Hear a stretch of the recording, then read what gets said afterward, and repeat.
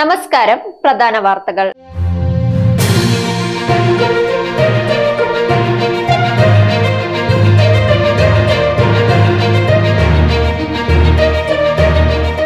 Kerala Congress Joseph ഗ്രൂപ്പിൽ നിന്നും വീണ്ടും രാജി.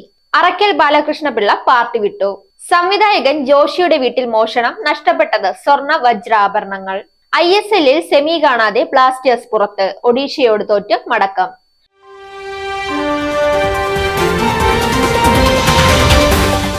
വാർത്തകൾ വിശദമായി.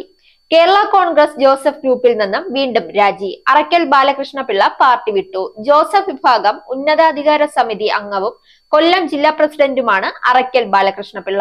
ജോസഫ് ഗ്രൂപ്പിൽ നടക്കുന്നത് വ്യക്തി താല്പര്യങ്ങളെന്ന് അറക്കൽ ബാലകൃഷ്ണപിള്ള. നടക്കുന്നത് മോൻസ് ജോസഫിന്റെ ഏകാധിപത്യമെന്നും അദ്ദേഹം പറഞ്ഞു.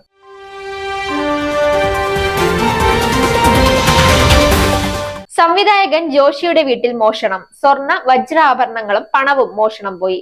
പോലീസ് പരിശോധന നടത്തുന്നു. കൊച്ചി പനമ്പള്ളി നഗറിലെ വീട്ടിൽ നിന്നാണ് മോഷണം പോയത്.